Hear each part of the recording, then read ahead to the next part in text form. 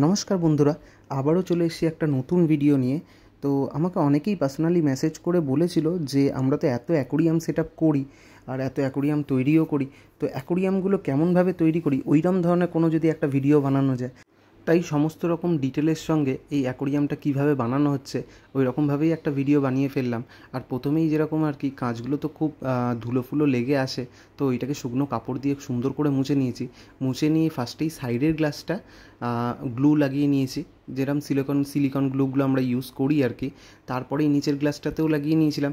এবার পেস্টিং করার ব্যাপার। এবার হচ্ছে পেস্টিংটা হচ্ছে ফার্স্টে ব্যাকের সাইডের গ্লাসটার সঙ্গে সাইডের গ্লাসটাকে পেস্টিং হলো, সুন্দর করে পেস্টিং করে দিয়েছি।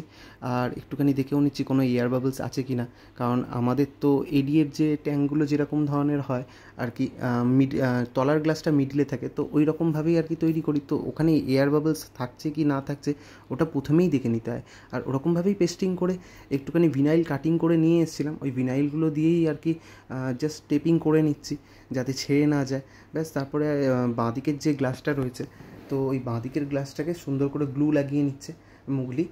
গ্লু লাগিয়ে নিয়ে এবার ওটাকেও পেস্টিং করার ব্যাপার রয়েছে। ওরকমভাবেই আস্তে আস্তে পেস্টিং করে নিচ্ছি, আর পেস্টিংটাও বেশ সুন্দরই হয়েছে। আর আমাদের মেন ব্যাপার হচ্ছে অ্যাকোরিয়ামগুলো একদিনের মধ্যেই সব কিছু তৈরি করতে হয়। টোটাল টানা ফানা মেরে টোটাল ফিনিশিং সব একদিনের মধ্যেই, মানে ওই যে 1-1.5 ঘন্টা টাইম নিয়ে যাওয়া হয় ওই 1-1.5 ঘন্টার মধ্যেই করা হয়। তো অনেক দিন ধরে কাজ করে করে ওই ব্যাপারটা হয়ে গেছে। তো দেখুন, একদিনেই করে অলমোস্ট ফিনিশ কমপ্লিট টোটাল। আর টোটাল জিরো সিলিকন ফিনিশও হয়ে গেছে। আর এবার হচ্ছে টানার মাপগুলো জাস্ট একটুখানি দেখে নিচ্ছি, কারণ কাঁচের দোকান থেকে পাঠিয়েছে। তো যদি একটু মাপ যদিও ভুলভাল হয় তাহলে একবারে একটুখানি কাটিয়ে কুটিয়ে নিয়ে আসা যাবে, তাই আগে জাস্ট বসিয়ে দেখে নেওয়া হচ্ছে, তারপরে গ্লু লাগিয়ে আর কি বসানোর ব্যাপার। এবার প্রথমেই নিচের টানাটা যেটা থাকে ওটাকে আগে বসিয়ে নিতে হয়। তো ওই রকমভাবেই নিচের টানাটাকে বসানোর জন্য নিচের গ্লাসের মধ্যে অল্প করে গ্লু দিয়ে বসিয়ে নেওয়া হয়েছে। তারপরে হচ্ছে ওপরের টানাগুলো বসবে। এবার ওপরের টানাগুলো যেহেতু একদিনেই বসাতে হয়, তাই জন্য আমরা কিছু সাপোর্টিং গ্লাস নিয়ে আসি যেগুলোকে পুট্টি দিয়ে লাগিয়ে তারপরে বসানো হয়। ব্যাস, টানাগুলো সব মারা হয়ে গেছে, ওভারঅল কমপ্লিট ফিনিশ হয়ে গেছে।